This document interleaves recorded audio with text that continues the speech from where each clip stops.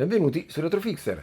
Oggi voglio provare un nuovo SID. In realtà è da un po' che c'è, ce ne sono due versioni. Questa si chiama SIDKick Pico, c'è la versione un pochino maggiore che utilizza un Tensi 4.1, mentre questo Pico utilizza proprio un Raspberry Pico ed è un pochino più piccola. Fa circa le stesse cose, l'altro fa qualcosettina in più, può controllare una striscia RGB LED, questa invece queste cose non le ha, ma se si usa un Raspberry clone che ha già a bordo un LED RGB possiamo comunque gestirlo. Ma questo diciamo che è una cosa superflua, a me quello che interessa è vedere proprio come funziona, se funziona bene. E lo andremo a vedere anche con l'ottimo sostituto che è l'ARM SID e poi magari anche con il SID originale. Eccolo qua ragazzi, fresco fresco, e vediamo un attimo, piccolissimo, eccola qua, una piccola bustina. Dentro troviamo il Raspberry Pico clone e la basetta che ci interessa. Io ho preso la versione da assemblare, altrimenti la troviamo già costruita, e questa è la versione basic, mentre esiste anche una versione che ha un DAC integrato. Io invece lo voglio utilizzare solo e esclusivamente con l'uscita audio del Commodore 64, quindi ho preso la versione base. Il bello di questo progetto è che oltre ad emulare diverse tipologie di SID, un po' come anche l'ARM SID fa, questo ha anche la possibilità di emulare una scheda audio FM che non dovrebbe essere niente male. Poi andiamo a vedere magari anche questa funzionalità, che occorre comunque la connessione di qualche pista tramite dei cablaggi sul Commodore 64, ma secondo me dovrebbe essere una cosa molto interessante da provare. Quindi andiamo ora a vedere come costruirlo, se c'è bisogno di programmarlo, perché non so se esce già programmato nella versione kit. Eventualmente se programmato vediamo anche che versione è e se c'è bisogno di aggiornarla, perché l'ultimo aggiornamento mi pare che è di qualche settimana fa, quindi è probabile che comunque sia da aggiornare.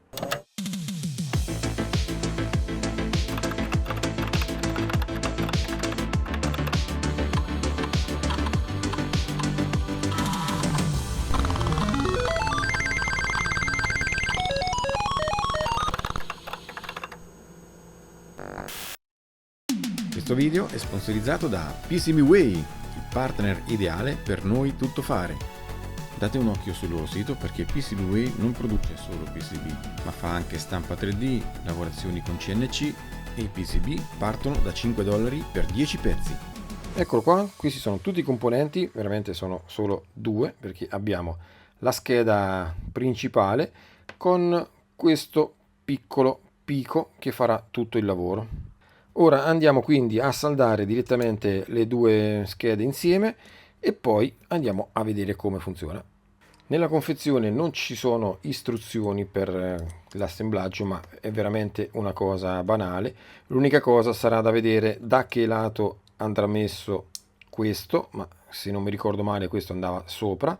Comunque nulla di difficile, dobbiamo solo assemblare il nostro Raspberry Pico e poi andarlo a inserire su questa scheda. Nulla di complicato, ma se abbiamo qualche dubbio possiamo guardare sulla pagina GitHub e lì ci sono definiti anche i passaggi, cosa saldare prima, in modo da non rimanere incastrati, perché se montiamo questa scheda prima sopra senza aver saldato la parte che andrà sul nostro zoccolo del SID, poi non riusciremo a saldare i pin che andranno sullo zoccolo. Ok, allora io comincio intanto a saldare i pin sul nostro Raspberry, tanto questo lo dobbiamo fare.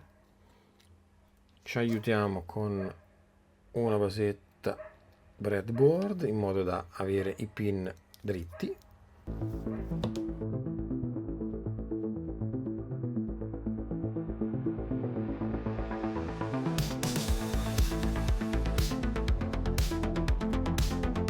Ecco, lui va così, questo è lo zoccolo.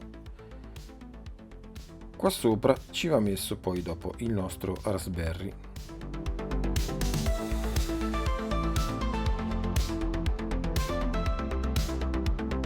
Qui sopra non abbiamo un simbolo del Raspberry, quindi non si capisce bene qual è l'orientamento, ma guardando questa volta le foto vediamo che la connessione USB deve essere dal lato dove ci sono questi connettori che poi andranno dalla parte sopra. Questi sono per le connessioni aggiuntive e andranno da questa parte sopra, quindi noi dobbiamo mettere questa cosa così.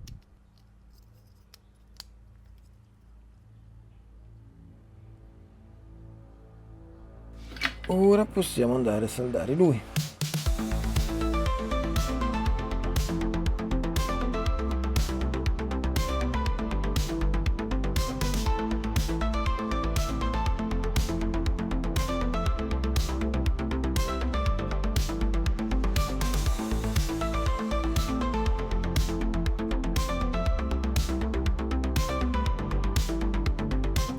Ok, perfetto, ora è completo. Adesso andiamo subito a provarlo.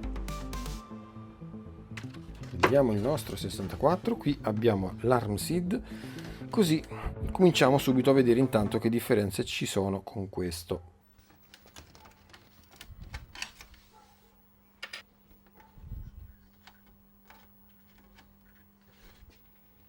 Ok, lui lo abbiamo inserito, come si vede è più grande del nostro piccolo ARM SID, però vediamo adesso come funziona.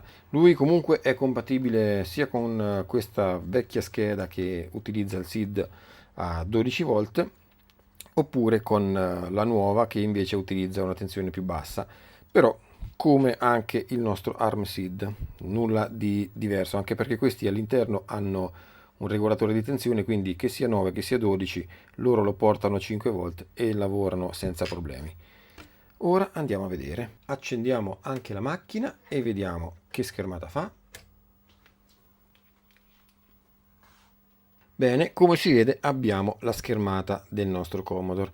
Ora andiamo a vedere se lui funziona provando a chiamare il suo menu e così vediamo anche che versione di firmware utilizza.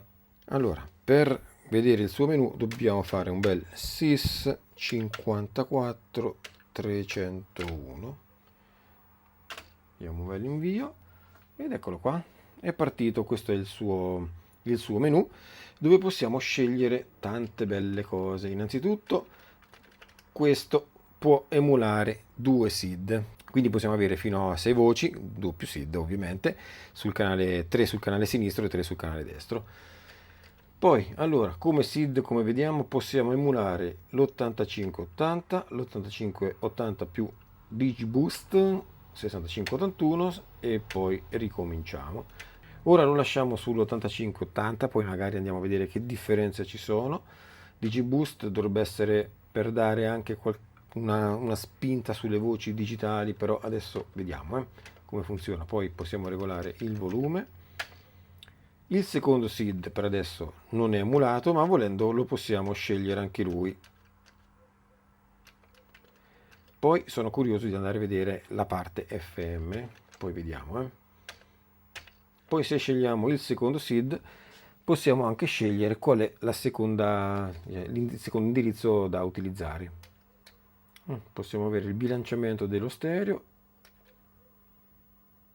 e anche la frequenza del SID, se usare il classico PAL, NTSC o Dream Computer, che è leggermente diverso sia dal PAL che dall'NTSC. Qui abbiamo anche il menu per i potenziometri, perché questo ovviamente gestisce anche paddle e mouse.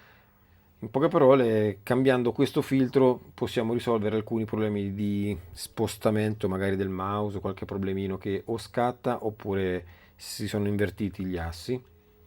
L'emulazione, eccola qua, perché lui ovviamente questo Pico emula un progetto chiamato Resid. Come vediamo la versione è SK Pico 0.20 e sicuramente questa la possiamo anche aggiornare perché attualmente siamo alla 0.21. Qui premendo F7 possiamo caricare già dei programmi memorizzati all'interno del nostro Raspberry Pico. Questi sono già arrivati con questo firmware. Probabilmente aggiornando il firmware li perderemo, Comunque vedremo dopo come inserirli e come usarli sia da questo menu oppure direttamente scrivendo un comando sys. Ok, ora sto provando il mouse e come si vede ha qualche piccolo problemino di sfarfallamento.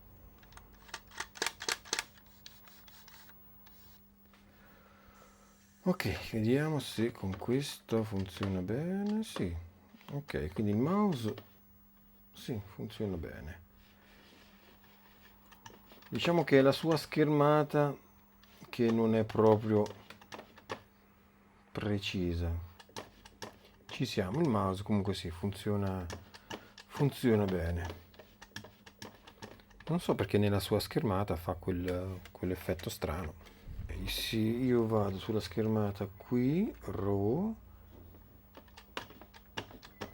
posso muovere quella scritta Pico, ma non dappertutto, mi ritorna indietro, mi fa solo questo piccolo pezzo centrale e vedo che ogni tanto sfarfalla, però sembrerebbe che in realtà quando siamo nella cartuccia per usare il mouse non dà problemi. Ora vediamo come aggiornare il nostro SeedKick. Abbiamo già aggiornato l'ARM Seed all'ultima versione, quindi per fare una cosa alla pari aggiorniamo anche lui. La versione nuova, la 0.21 che c'è attualmente, non differisce molto dalla 0.20. Principalmente cambia una cosa molto figa. Possiamo caricare i programmi da memorizzare al suo interno direttamente dal Commodore 64. Allora, per prima cosa dobbiamo vedere se il nostro SeedKick è versione 1 o versione 2. Questo è scritto qua sotto molto molto in piccolo. Comunque questa qui dovrebbe essere una versione 0.2, anche perché è proprio arrivata adesso, la 0.1 è già da un pochino che è in circolazione. Per fare l'aggiornamento dobbiamo andare, ovviamente qui abbiamo le cartelle, si scaricano sempre da GitHub sulla release. Abbiamo per la versione 1, per la versione 2 e per la versione con DAC integrato. Questa non è con DAC, quindi andiamo con questa. E qui troviamo tanti firmware da poter caricare qua dentro. Anche qui dobbiamo scegliere quello che ci interessa. Le prime versioni qua SK Pico 2 hanno la versione DAC che io comunque non utilizzo, quindi queste non le uso. Userò queste qua sotto, quelle con solo il PWM. Abbiamo tre versioni, quella semplice, PWM senza niente, poi quella con LED, probabilmente per gestire un LED, o RGB per gestire un LED RGB o una striscia RGB. Io caricherò a questo punto l'RGB così vediamo un attimino cosa fa. Attualmente abbiamo visto che lanciandolo questo LED rimane spento. Per aggiornarlo, allora, collegato già il nostro cavetto al computer, teniamo premuto il tasto boot e inseriamo il cavo.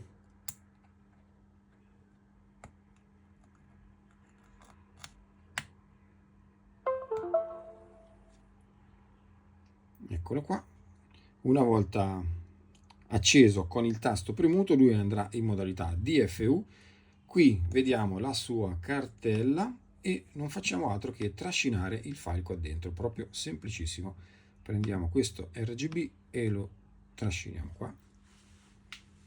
Lui lo copia, si riavvia e poi il firmware è aggiornato. Eccolo qua.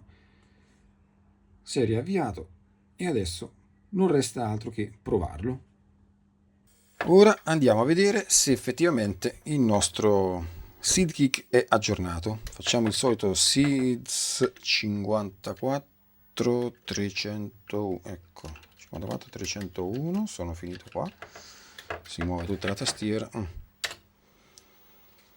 Perfetto, ecco qua, firmware 0.21, quindi l'aggiornamento è stato fatto correttamente. Con F7 abbiamo il menu dei file dei nostri programmi e come possiamo vedere non ci sono più, sono tutti vuoti, mentre prima erano già precaricati. Ora ne abbiamo penso una decina dovrebbero essere, 1, 2, 3, 4, 5, 6, 7, 8, 9, 10, anche di più. Sono 16. Ora andiamo a vedere come caricare i nostri programmi all'interno del SID-Kick Pico. Questo qua, giusto per intenderci. Per prima cosa entriamo di nuovo nel menu, SIS 54301, ormai l'abbiamo imparato a memoria. Qui vediamo le sue emulazioni e come visto abbiamo solo la possibilità di emulare un secondo SID ma non la parte FM. Poi andiamo ad aggiungere i cavetti, le connessioni necessarie, vediamo se poi in automatico ci riconosce anche la periferica FM e poi ovviamente andiamo a sentire anche la musica. Per il secondo SID, come si vede nella schermata, c'è scritto proprio chiaramente attenzione, c'è una cartuccia espansione, quindi se utilizziamo gli ingressi IO1 e 2 ci potrebbero essere dei conflitti. Quindi se li colleghiamo poi abbiamo problemi con le cartucce espansione. Allora, intanto vediamo che da questo menu premendo il tasto F7 si va sui file, sono tutti vuoti e adesso proviamo a caricarne qualcuno. Per caricarlo, lui nella modalità con il Commodore 64 dobbiamo avere almeno una SD2C, comunque un disco dove poter leggere questi file, altrimenti li possiamo caricare sempre nella vecchia maniera tramite il software che troviamo su GitHub. Ok, ci posizioniamo sul primo file vuoto, premiamo F per flashare il file. Lui ora cercherà il disco che però non c'è, quindi adesso andiamo a caricare qualcosa. Io qui ho scaricato un po' di PRG e li ho inseriti anche all'interno del D64 perché non so se con la cartuccia riesco a montare, infatti no, posso eseguire o caricare il programma, però non riesco poi dopo a caricarlo nella memoria del nostro Pico. Quindi dobbiamo utilizzare per forza un D64. Il D64 ovviamente è composto con i PRG che abbiamo visto prima e adesso che lui è caricato torniamo nel nostro menu,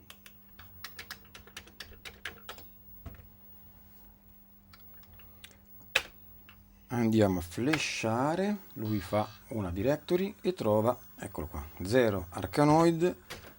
Qui ormai i nomi sono scritti in maiuscolo, quindi le prime lettere non le vediamo, sono dei simboli. Ok, comunque carichiamo lo 0.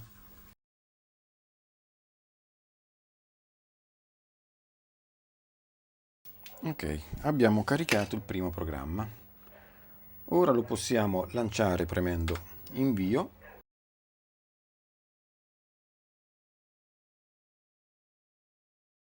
Ed eccolo qua, il programma effettivamente è stato caricato.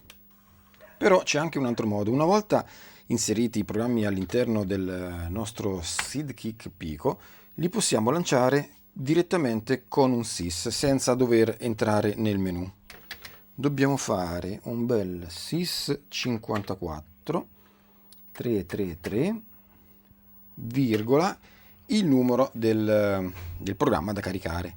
Ora abbiamo caricato solo lo 0, che sarebbe Arkanoid, quindi mettiamo 0. Ed ecco qua, lui caricherà il primo, sarebbe il programma numero 0 della lista che abbiamo inserito. Benissimo. Se ne vogliamo mettere altri,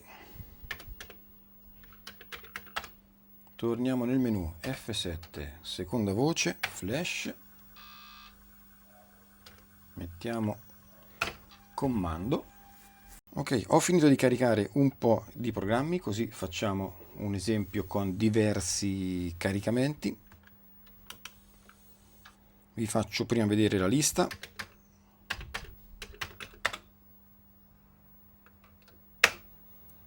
Ok, ne abbiamo caricati un po'. E adesso proviamo a lanciarli un pochino a random. Facciamo un bel sys 54 333,1 perché questo è il secondo gioco.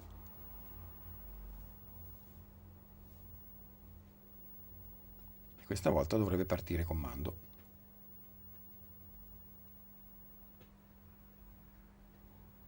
Perfetto. Se facciamo un sys 54333,2, carichiamo il terzo programma.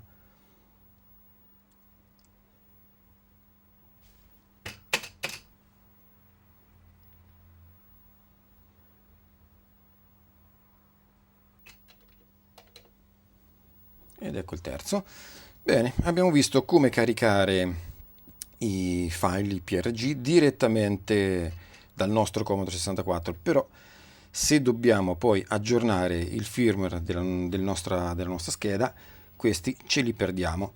Quindi per fare in modo di caricarli più velocemente, perché altrimenti ci perdiamo molto tempo a caricarne uno alla volta, lo dobbiamo fare direttamente con il programma Pico Patch. Qui vi faccio vedere un attimo come è fatta la struttura di questo programma del Pico Patch. Dobbiamo copiare o comunque trascinare, non è detto che deve stare in questa cartella, l'importante è che il file che vogliamo poi patchare lo dobbiamo trascinare sopra questo BAT e lui ovviamente poi dopo farà le modifiche richieste.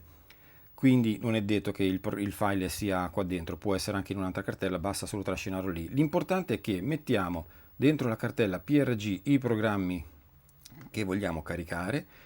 Qui nel file prg.lst, sarebbe la lista dei programmi, deve essere strutturata in questo modo, deve essere un file classico di testo con il nome della cartella, slash poi il nome del programma da caricare, due punti, il nome, diciamo, dove andrà posizionato. Quindi una volta fatta la struttura del program list e caricati i programmi qua dentro, non ci resta altro che prendere il nostro firmware da patchare, lo trasciniamo qua sopra, lui in automatico crea il file. Io ho messo qui anche una pausa perché altrimenti questa schermata scompare subito e non si fa in tempo neanche a leggere cosa ha fatto, quindi alla fine ho messo solo un semplice pausa, così vediamo che lui ha preso in automatico il file che gli abbiamo passato e poi ci ha aggiunto questi file qua.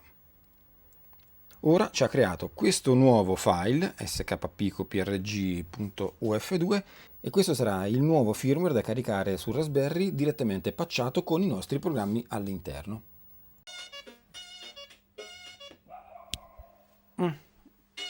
Se resettiamo il nostro Pico si ferma la musica e poi ricomincia. Comunque il LED qua non lampeggia. Riproviamoci. Ok, allora come prima teniamo premuto il tasto boot, inseriamo il cavetto, benissimo, viene riconosciuto e questa volta ci mettiamo la versione LED.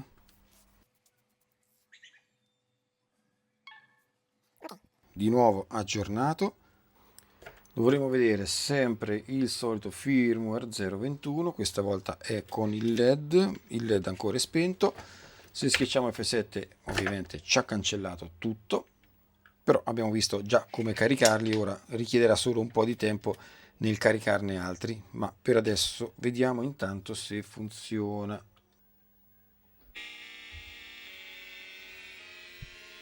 Si è acceso solo quello.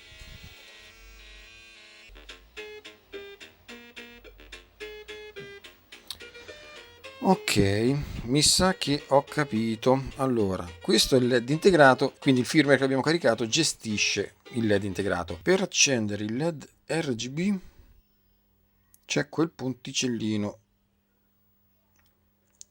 questo ponticello da fare, che in qualche caso non è chiuso come nel mio. Quindi proviamo a chiudere anche questo.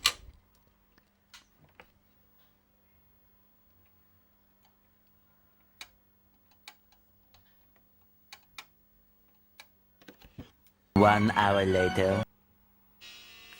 Eccolo, è partito.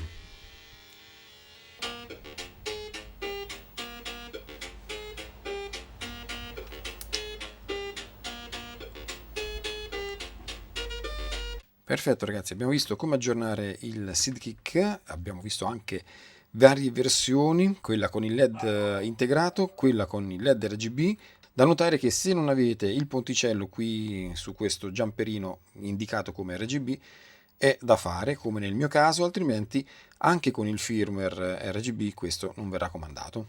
Ora non rimane che andare ad ascoltare come suona e vediamo anche le differenze con l'ARM SID e con il mitico originale, ovviamente originale per questa scheda madre.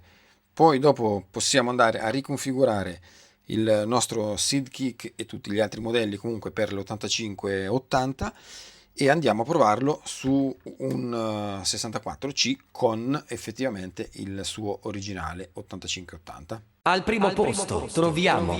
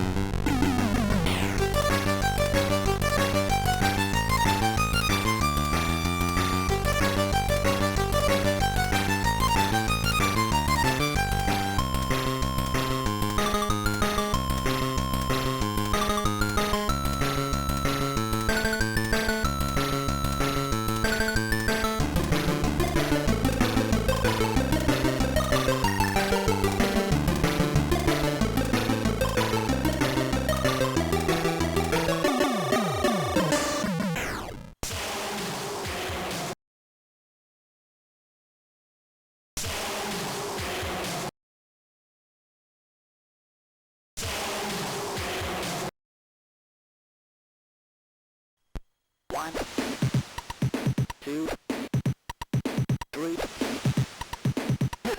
Outrun. One, two, three.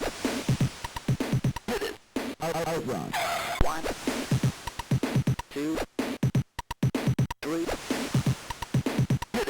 Outrun.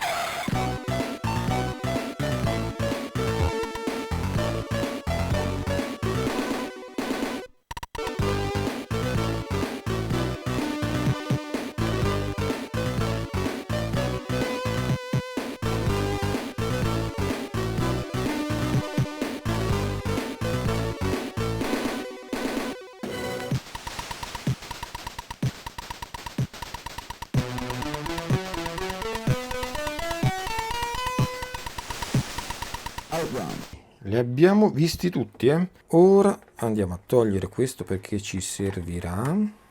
Allora, questa volta io direi di partire al contrario, quindi vediamo intanto come suona il suo SID originale che l'abbiamo già installato senza dover prima toglierlo e poi rimetterlo di nuovo.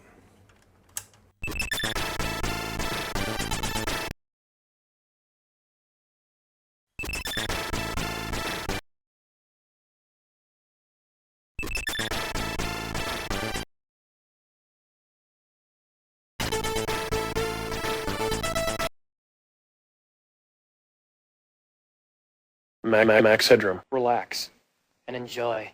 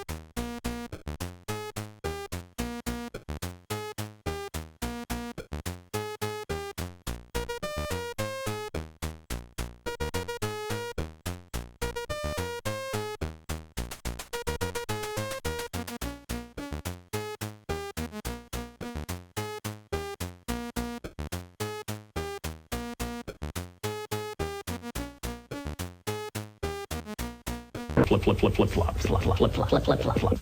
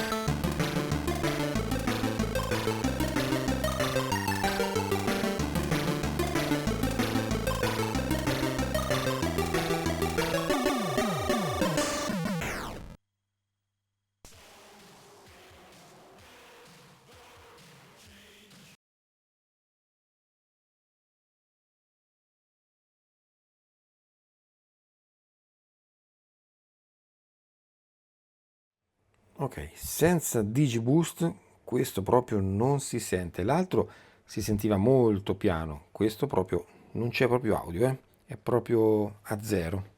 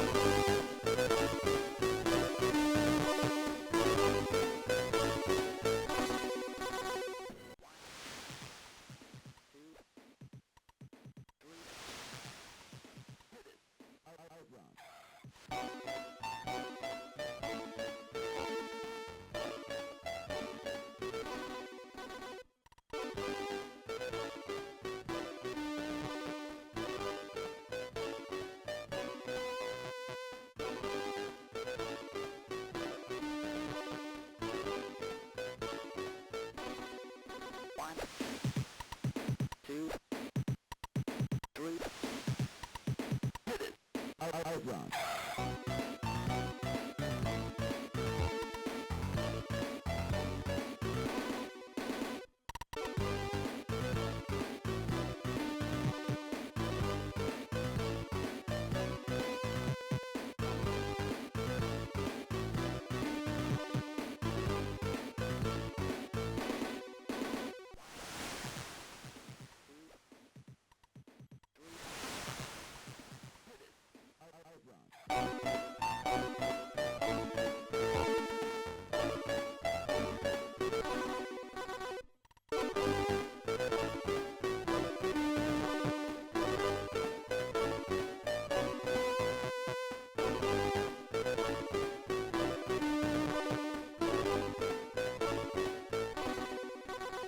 One, two, three,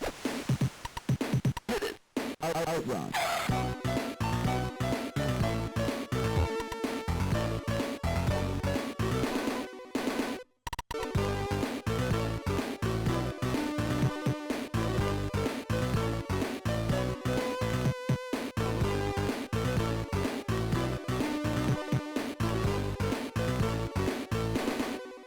Il vostro DJ Hicks fa rotolare il suo SMA! Bene, ora che abbiamo visto come suona il nostro Sidekick Pico, ora andiamo a vedere anche la sua funzionalità per emulare una scheda audio con più voci.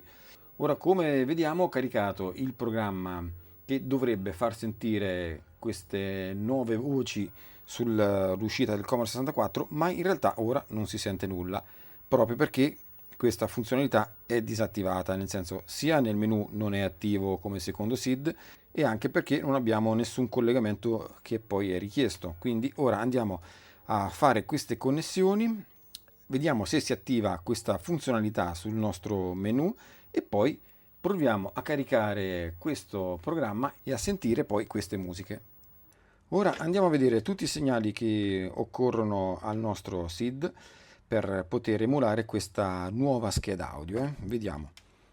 Allora, come si vede dalla pagina GitHub, dobbiamo collegare o l'ingresso a 5 a 6 in base anche alle nostre esigenze, a quello che vogliamo fare. Per esempio, lo troviamo sulla CPU al pin 12 per utilizzare l'indirizzo D420, oppure al pin 13 per usare la modalità FM, che è quella che ci occorre. Quindi ci serve il pin 13.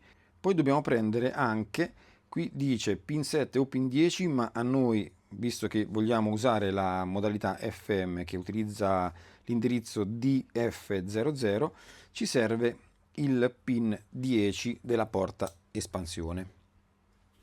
Benissimo, presi i segnali, come si vede qua sotto, sul primo va portato il segnale A5 o A6 e sul pin sotto va portato A8 oppure uno di questi IO 1 o 2. Quindi questo l'abbiamo collegato e lui è a posto. A6 io l'ho preso da quassù, proprio nell'angoletto in alto, senza dover andare a saldare in giro da qualche parte, mentre invece per IO2 ho utilizzato comunque la porta espansione, visto che comunque il filo lì ci si salda bene. Ora lo facciamo passare un pochino più carino. Ok, la nostra scheda è collegata. L'unica cosa che adesso non so se va in conflitto con la nostra cartuccia. In caso caricheremo da porta disco. Ricolleghiamo anche il LED, che non serve a nulla, ma giusto per vedere che si accende. Quello. Accendiamo. La schermata iniziale c'è. Andiamo a vedere ora sul menu se c'è qualcosa in più.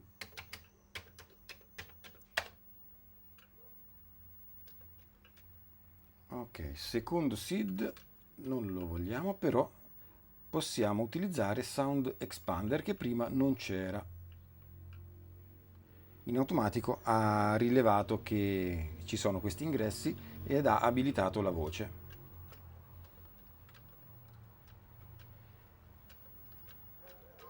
Ne abbiamo due, Sound Expander e Sound Expander P. Adesso sinceramente la differenza non la so, forse sarà Pico, non lo so. Proviamo con questo.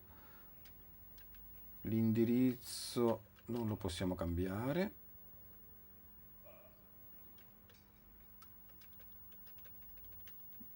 Ok, diciamo che lasciamo così, salviamo. Configurazione salvata, riavviamo,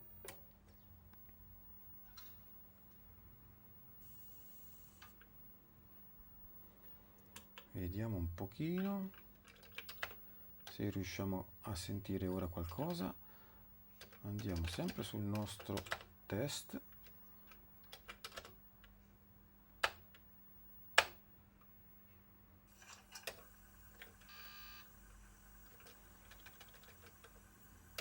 Carichiamo il primo volume.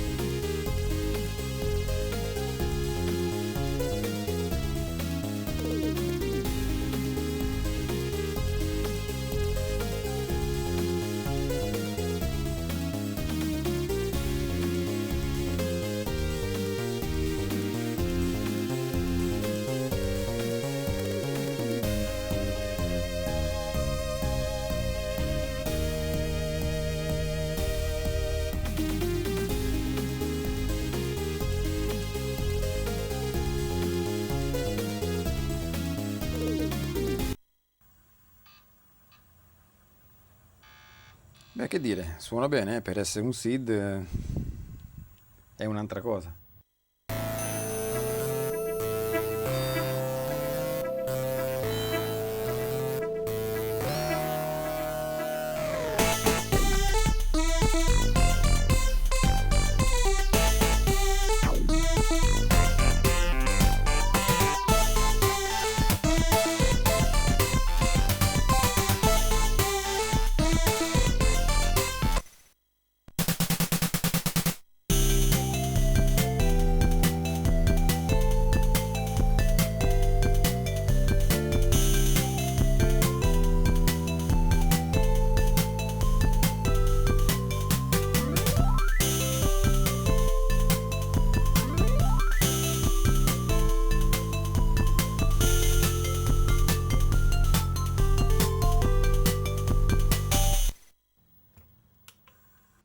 Bene ragazzi, che ne pensate di questo Sidekick Pico?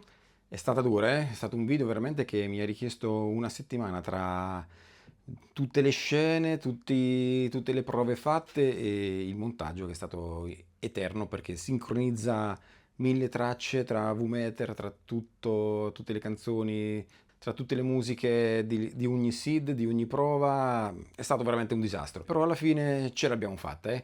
Quindi già solo per questo vi chiedo un bel pollicione in su e spero vi sia piaciuto e sia stato interessante, se non altro per capire quelle piccole differenze che ci sono comunque anche in queste nuove riproduzioni. Ovviamente non possiamo pensare che suonino alla stessa maniera. In qualche punto, soprattutto sulla musica di King Kong, si sente qualche piccola differenza anche nel generare poi alcune note che alcune sembrano forse un pochino più aperte, altre un po' più cupe o più ricche. Io comunque lascio a voi sentire tutte le sfumature, le piccole differenze che ci sono. Se consideriamo comunque questa scheda è molto economica perché la troviamo veramente a poco, già completa con il suo Raspberry. In confronto l'ARM Seed costa di più, non parliamo poi del Seed originale. Io spero che prima o poi si arrivi a fare qualcosa in FPGA che magari sia 100%, poi magari 100% non ne sarà mai, ma comunque mi accontenterei anche di un 99%. Devo dire comunque che oltre a suonare bene ha anche molte funzionalità, come abbiamo visto, l'abbiamo anche testato con l'Expander FM ed è bello poter anche aggiungere voci. Sì, non è più il nostro 64, però se volessimo una volta fare qualcosa di diverso lo possiamo fare. Possiamo utilizzare addirittura due SID, ci sono già dei programmi anche per il Commodore 64 che utilizzano due SID, quindi possiamo sentire musiche fatte per il 64 ma in modalità stereo o comunque con 6 voci piuttosto che 3. Che dire, per me questo Sidekick è promosso quasi a pieni voti perché non è difficile da costruire, ovviamente lo possiamo fare anche noi da zero comprando solo i componenti. Come vediamo sulla scheda principale non ce ne sono molti, ma per il costo che ha secondo me è molto conveniente prenderlo anche già fatto e tutto, e oltretutto supporterete anche il lavoro dello sviluppatore. E a questo punto vi ricordo anche di supportare il nostro lavoro, iscrivetevi al canale se non l'avete fatto, lasciate come detto prima un mi piace, se volete supportarci in qualsiasi altro modo vi lascio tutti i nostri riferimenti in descrizione. Ringrazio tantissimo anche i nostri cari Patreon che soprattutto grazie a loro riusciamo anche a portare qualche piccola chicca sul canale. Io vi ringrazio di aver visto questo video, vi saluto e come al solito vi do appuntamento alla prossima. Ciao Fixer!